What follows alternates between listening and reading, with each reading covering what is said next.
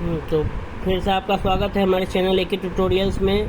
हम लोग जो है गुप्ता साम्राज्य के पतन के कारणों को जान रहे थे। तो आइए आगे भी कुछ कारण हैं उनको जान लेते हैं। वीडियो चूँकि लंबा हो रहा था तो इसे मैंने पार्ट्स में बांट दिया है। पांचवा जो है कारण है वो सांस्कृतिक उन्नति। कुछ विद्वानों के अनुसार गुप्त काल में हुई सांस्कृतिक उन्नति भी उनके पतन का कारण हुई।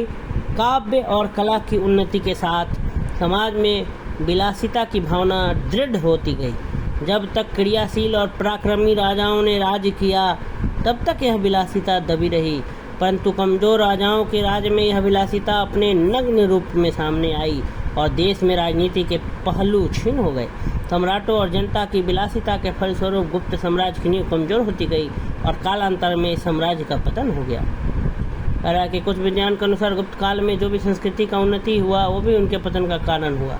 काव्य और कला की उन्नति जब हो गई तो समाज में विलासिता छा गई, आराम की भावना आ गई, लोग क्रियाशील नहीं रह गए। पराक्रमी राजाओं ने भी राज किया और तो भी यह विलासिता दबी रही, और जैसे ही कमजोर राजा आए तो विलासिता और नग्न रूप में आ गई, जिससे कमजोर हो गया गुप्त साम्राज्य।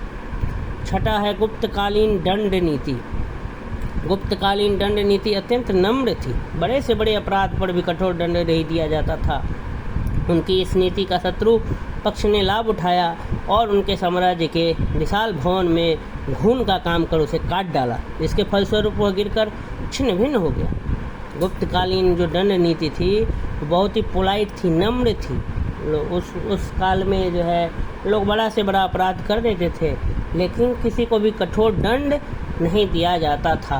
तो उसका इस नीति का जो शत्रु पक्ष था, जो एनिमी था, वो भी बहुत ज़्यादा लाभ उठाया और उनके साम्राज्य ने विशाल भवन में घून का काम कर उसे काट डाला, और जिस कारण ये उसका जो साम्राज्य था वो छिन्न भिन्न हुआ। सातवां कारण है विदेश नीति का परित्याग। परवर्ती गुप्त सम्राटों ने अपने पूर्वजों की विदेश नीति का परित्याग कर दिया। चंद्रगुप्त प्रथम ने लिच्छवियों के साथ, समुद्रगुप्त ने विदेशी जातियों के साथ, चंद्रगुप्त द्वितीय ने वाकाटक और कदम्बों के साथ कूटनीति के संबंध स्थापित किए थे।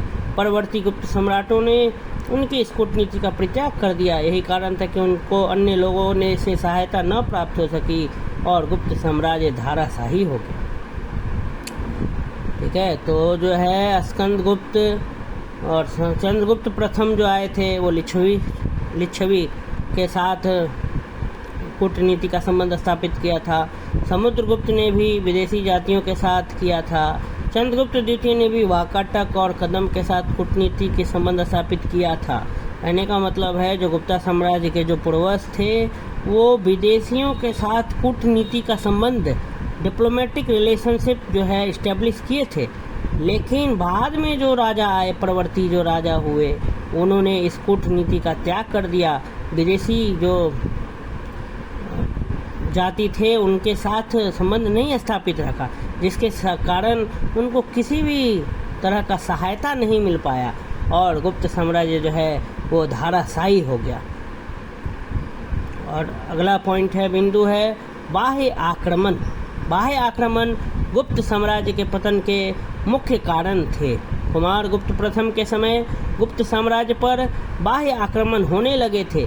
स्कंदगुप्त ने पुष्यमित्र तथा हुनों के आक्रमण को रोकने का प्रयत्न किया, पर उसकी मृत्यु के उपरांत ये आक्रमण निरंतर बढ़ते गए। फलतः अंततोगत्वा गुप्त साम्राज्य के पतन की किरण साफ साफ दृष्टिगोचर होने लगी। बाह्य आक्रमण का मतलब होता है एक्सटर्नल अटैक, बाहर से अटैक। तो गुप्त साम्राज्य का जो पतन हुआ उसका कारण एकमात्र और भी कारण था बाहर से अटैक। कुमार गुप्त प्रथम के समय जो थे बाहर से भी अटैक होने लगा था। स्कंदगुप्त जो था उसने कोशिश तो किया था पुष्यमित्र और हुनों का आक्रमण को रोकने का, लेकिन जब वो मर गया तो भी लगातार आक्रमण जारी रहा, हुनों का खास करके, जिसके कारण पतन का जो किरण था वो साफ साफ दृष्टिगोचर होने लगी। एक तरफ से अटैक हो रहा था, दूसरी तरफ राजा जो सम्राट जो थे वो क्रियाशील नहीं थे, तो इसका असर साफ साफ साम्राज्य पर देखने को मिला। साम्राज्य का पतन हुआ। साम्राज्य गुप्ता साम्राज्य जो है वो पतोन्मुख हो गया। अगला बिंदु है बौद्ध धर्म के प्रति अभिरुचि। गुप्त साम्राज्य के पतन का अंतिम कारण संभवतः गुप्त वंश के अंतिम राजाओं की बौद्ध धर्म के प्रति अभिरुचि थी। बुद्ध गुप्त, तथागत गुप्त तथा बालादित्य बौद्ध सिद्धांतों में आस्था रखते थे। कहते हैं कि बालादित्य मिहिर के आक्रमण का विरोध न कर वह अपने जघन्य शरीर को दलदल में छिपाने के लिए उद्यत हुआ था। इस प्रकार की भीरुता संभवतः उसके बौद्ध विचारों की ही प्रतिक्रिया थी। बालादित्य की माता की मिहिर कुल के प्रति दया भी इस बात का द्योतक है। निस्संदेह इस तरह परवर्ती सम्राटों की दया और कृपा के फलस्वरूप गुप्त साम्राज्य पर विपरीत प्रभाव पड़ा। फलतः गुप्त साम्राज्य का पतन निश्चित हो गया। तो गुप्त सम्राट का जो रुचि था, जो इंटरेस्ट था, अभिरुचि था, वो बौद्ध धर्म में था। तो जब जो उनके शत्रु जब आते थे, जो खुद भी बौद्ध धर्म के अभिरुचि रखने वाले थे, जैसे कि बुद्ध गुप्त, तथागत गुप्त, बालादित्य, ये तीनों जो थे बौद्ध के सिद्धांत, बौद्ध धर्म के सिद्धांतों में विश्वास रखते थे। तो जब मिहिरक नाम का जब शत्रु आया आक्रमण करने के लिए, तो उसका विरोध नहीं करके उन्होंने अपना शरीर को दलदल में छुपाने के लिए कोशिश किया। फिर जो है बालादित्य की जो माँ थी वो भी मिहिर कुल के प्रति दया दिखा रही थी।